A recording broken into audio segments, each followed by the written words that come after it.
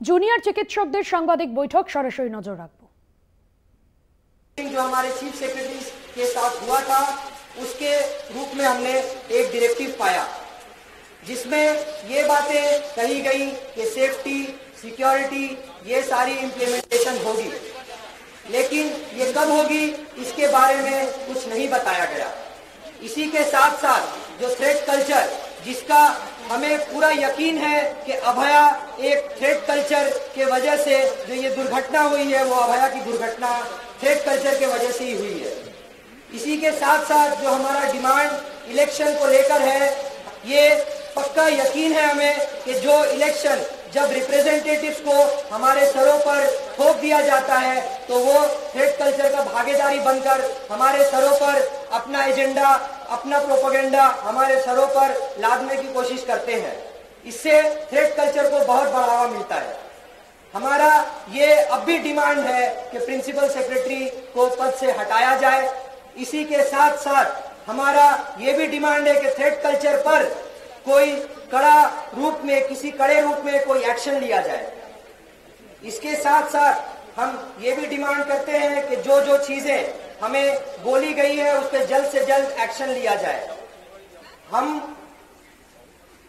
कल स्वास्थ्य भवन से लेकर सीजीओ कॉम्प्लेक्स तक एक बहुत बड़ी रैली का आयोजन करने वाले हैं और इसी के साथ जो हमारा यहाँ पर अवस्थान है, धरना है, इसको यहाँ पर खत्म करने का अनाउंस करते हैं।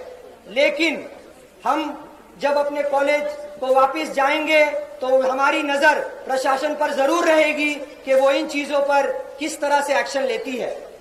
अगर इन चीजों में कोई भी कोताही या ढिलाई बरती गई तो हम जरूर वापस और भी कठोर तरीके से और भी पक्के तरीके से हम वापस सीज वर्क को लेकर आएंगे। हम जो काम पर वापस जा रहे हैं, सैटरडे को हमारा ये जो एसेंशियल सर्विस शुरू करने की बात है, इसमें हम क्लियरली कहना चाहते हैं कि ओपीडी सर्विसेज और ओटी सर्विसेज जो elective OT services cold OT services है वो अब भी हम ज्वाइन नहीं कर रहे हैं। ये इसलिए कि हम ये सुनिश्चित करना चाहते हैं कि अब भी जो सिक्योरिटी मेजर लेने चाहिए उसमें सिर्फ ये कहा गया है कि वो जल्द से जल्द दिया जाएगा। अब भी अगर कोई फीमेल कलीग अगर वो ड्यूटी ज्वाइन करती हैं तो उनके पास वो सुविधाएं नहीं है जिनसे इस बात को सुनिश्चित किया जाए कि वो ड्यूटी में सेफ महसूस करें। इसी के साथ हम ये भी बताना चाहते हैं कि हमारा आंदोलन फुल कंटिन्यू रहेगा। हमारा जस्टिस फॉर अभया हमेशा पहला प्रायोरिटी था। আগামীকাল স্বাস্থ্য ভবন থেকে সিজিও কমপ্লেক্স পর্যন্ত মিছিল করবেন আন্দোলনকারী জুনিয়র চিকিৎসকরা। সাংবাদিক বৈঠক করে কি জানিয়েছেন তারা শোনাবো। সেখান থেকে শুরু করে সমস্ত কলেজ, সমস্ত মেডিকেল কলেজ, সমগ্র স্তরের সাধারণ মানুষ থেকে শুরু করে বিভিন্ন পেশার মানুষ এই আন্দোলনের সাথে সম্পৃক্ত হয় ন্যায় বিচারের দাবিকে সামনে রেখে। আমরা এবং আপনারা সবাই এই ঘটনা প্রবাহের সাক্ষী। এই আন্দোলন নানান উত্থান পতনের সাক্ষী। সেই জায়গা থেকেই আপনারা জানেন যে মাননীয় মুখ্যমন্ত্রীর সাথে আমাদের যে মিটিং হয় সেই জায়গা থেকে সুনির্দিষ্ট কিছু বক্তব্য বেরিয়ে আসে। সিপির স্যারের পদত্যাগ, রেজিগনেশন এবং পরবর্তীকালে তার ট্রান্সফার হয়, ডিএমই ডিএইচএস এর অপসারণ এবং তাদের ট্রান্সফার হয়, এগুলো আমরা সবাই পরিলক্ষিত করি। এবং এর পাশাপাশি বিচারের দাবিকে কেন্দ্র করে সুপ্রিম কোর্টের মধ্যে আমাদের যে লড়াই, সেই লড়াইকে আমরা জোরদার করেছি এবং ভবিষ্যতে আরো দীর্ঘস্থায়ী করব এই আশা আমরা রাখি। এই দাবিকেও সামনে রেখে আমাদের যে লড়াই সেই লড়াই চলবে। আপনারা দেখেছেন ন্যায় বিচারের ঘটনাকে কেন্দ্র করে সিবিআইয়ের দিক থেকে তদন্তের গতি প্রকৃতি আমরা বারবার জানতে চেয়েছি। আমরা মনে করি অতি দ্রুততার সাথে এই তদন্ত প্রক্রিয়া শুরু হওয়া উচিত। আমরা দেখেছি যে সেখানে সন্দীপ ঘোষের অ্যারেস্ট হয়েছে, তারা থানার ওসিকে অ্যারেস্ট করা হয়েছে। আমরা মনে করি এগুলো আমাদের আন্দোলনের একটা অগ্রগতির পথে বড় পদক্ষেপ। এর এই পাশাপাশি আমরা আমাদের কলেজে সেফটি সিকিউরিটির প্রশ্ন এবং হেড কালচারকে গড়ে তোলা যে ভয়ের পরিবেশ কলেজ ক্যাম্পাসে গড়ে উঠেছে, আমরা দেখেছি এই জরুরি এই ঘটনাগুলো কেন এত জরুরি। আমরা যাতে দ্বিতীয় অভয়া আর কলেজের বুকে কখনো না ঘটতে পারে সেই জন্যই আমরা সেফটি সিকিউরিটির প্রশ্ন রেখেছিলাম। আমরা কলেজের গণতান্ত্রিক পরিবেশ বৃহত্তর করার প্রশ্ন রেখেছিলাম। আমরা শুধুমাত্র একটা ইলেকশন চাইছি বা একটা অ্যাসোসিয়েশন চাইছি এরকম নয়। এই ঘটনা যাতে কলেজের বুকে কোন রকম ভাবে কোনো দ্বিতীয় অভয়া না ঘটে তার জন্যই এগুলো আমাদের চাওয়া, এগুলো আমাদের দাবি। আমরা মনে করি যে কোনো ইনস্টিটিউশনাল 9 অগস্টের ঘটনা একটা ইনস্টিটিউশনাল মার্ডার বলে আমরা মনে করি। তাহলে যদি আমরা এটা মনেই করি, তাহলে আমরা আমাদের ক্যাম্পাসকে যদি কোনোভাবে সুরক্ষিত করতে না পারি, তাহলে আমরা কিভাবে বলতে পারি যে আমরা দ্বিতীয় ক্ষেত্রে কোনো এই ধরনের ঘটনা ঘটবে না এবং তার ন্যায় বিচারের দাবিতে আমাদেরকে আবার কথা নামতে হবে না। তাহলে সেই ঘটনা যদি না করতে হয়, তাহলে আমাদের জায়গা থেকে সেফটি সিকিউরিটির প্রশ্ন এবং কলেজে কলেজে গণতান্ত্রিক পরিবেশ বৃহত্তর করার প্রশ্ন যে দাবি, সেই দাবি আমরা কালকে চিফ সেক্রেটারির মাধ্যমে যে নবান্ন সভার যে মিটিং হয় সেই মিটিংয়ে আমাদের সুনির্দিষ্ট বক্তব্য তুলে ধরব। আমাদের সেখানে যা যা দাবি ছিল সেই দাবিগুলো আমরা সমস্তটাই চিফ সেক্রেটারির কাছে রাখি। সেই জায়গা থেকে আজকে একটা ডাইরেক্টিভ এসছে এবং সেই ডাইরেক্টিভে কিছু প্রয়োজনীয় পদক্ষেপ তারা নেবেন বলে জানিয়েছেন। কি সেই প্রয়োজনীয় পদক্ষেপ? যদি আমরা একটু ওই দিকে যাই তাহলে আমরা দেখতে পাবো ন্যায় বিচারের দাবিতে যাতে দ্বিতীয় অভয় আর না ঘটে সেই জায়গা থেকে আমরা কি কি পেয়েছি। সেই জায়গা থেকে আমরা যেমন পেয়েছি যে কেন্দ্রীয় রেফারেল সিস্টেম, যাতে কোনো রোগীকে কোনোভাবেই কোনো রেফারেল সিস্টেমের মধ্য দিয়ে হয়রানির শিকার না হতে হয়। যে যন্ত্রণা আমরা প্রতিনিয়ত কলেজের বুকে প্রতিনিয়ত আমাদের চিকিৎসার জীবনে পরিলক্ষিত করি, যাতে সেই পরিলক্ষিত না হয়। আমরা চেয়েছি একটা সেন্ট্রাল হেল্পলাইন নাম্বার, যেখানে কোনো রকম ভাবে কোনো যদি ঘটনা ঘটে তাহলে আমরা যাতে জানাতে পারি। দ্বিতীয়ত আমরা চেয়েছি বিভিন্ন অনকল রুমগুলোতে প্যানিক বাটন, যাতে এই ধরনের ঘটনা 9 তারিখের ঘটনা কোনোভাবেই কোনো কলেজের বুকে কোনো ইনস্টিটিউশনের মধ্যে হাতে পরিলক্ষিত না হয়, দ্বিতীয় অভয়া যেন আর না ঘটে। চতুর্থত আমরা যা চেয়েছিলাম যে কলেজে কলেজে সেফটি এবং সিকিউরিটির প্রশ্নে সিসিটিভি থেকে শুরু করে কমন ওয়াশরুম থেকে শুরু করে সমস্ত জায়গাগুলো যাতে সুনির্দিষ্টভাবে পরিলক্ষিত হয় সেই জায়গাও আমরা চেয়েছিলাম। কিন্তু কলেজে যে ভীতির পরিবেশ, সেই জায়গা থেকে আমরা বারবার বলেছি যে এইটা আমাদের অন্য কোনো দাবি নয়।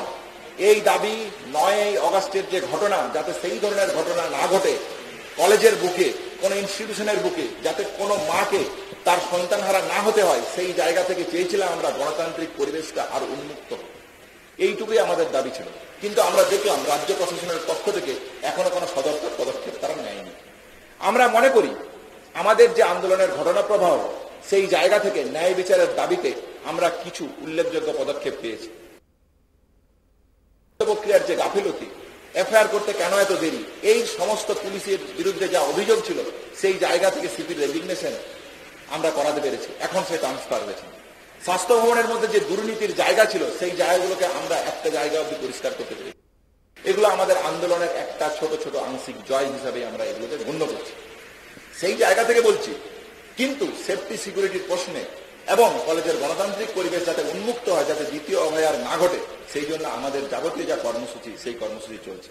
তাহলে এই সমগ্র যে পরিসর, এই পরিসরকে কেন্দ্র করে এবং পশ্চিমবঙ্গের বুকে যে ভয়াবহ বন্যা পরিস্থিতি তৈরি হয়েছে, এই সমস্ত জায়গাকে আমরা কনসিডার করে আমাদের ওয়েস্ট বেঙ্গল জুনিয়র ডক্টরের ফ্রন্ট থেকে আমরা সুচিন্তিত কিছু সিদ্ধান্ত নিয়েছি।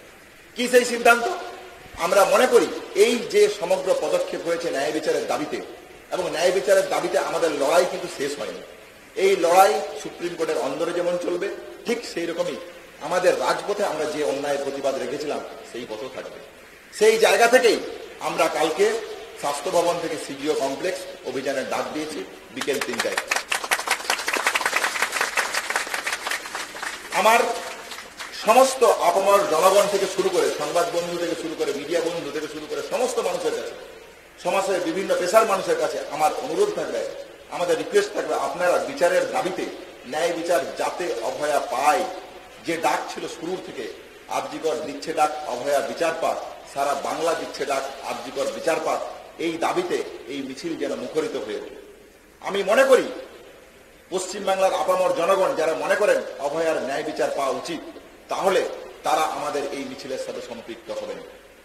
দ্বিতীয়ত, যে ভয়াবহ বন্যা পরিস্থিতি তৈরি হয়েছে, আমরা চিকিৎসক হিসেবে এই মানবিক জায়গাটাকে কখনোই এড়িয়ে যেতে পারি না। আমরা মনে করি যখন মানুষ, একজন চিকিৎসক তার কর্তব্যের জায়গা থেকে মনে করে, সে তার কর্তব্যের জায়গা কোনোভাবে এড়িয়ে যেতে পারে না। যখন বিভিন্ন মানুষ বিভিন্ন জায়গা থেকে আহত হয়। সেই জায়গা থেকে আমরা মনে করি পশ্চিমবঙ্গের যে বন্যা কবলিত পরিস্থিতি তৈরি হয়েছে, সেই জায়গা থেকে আমরা একটা কমিটি তৈরি করে ঠিক করেছি ওয়েস্ট বেঙ্গল জুনিয়র ডক্টরস ফ্রন্টের পক্ষ থেকে, যারা এই বন্যা কবলিত জায়গাতে ক্যাম্প, মেডিকেল ক্যাম্প থেকে শুরু করে ত্রাণ শিবির থেকে শুরু করে তাদের সাহায্যে যা যা প্রয়োজনীয় পদক্ষেপ নেওয়া দরকার, West Bengal junior doctors front আগামীকাল থেকে এই কর্মসূচি শুরু করবে।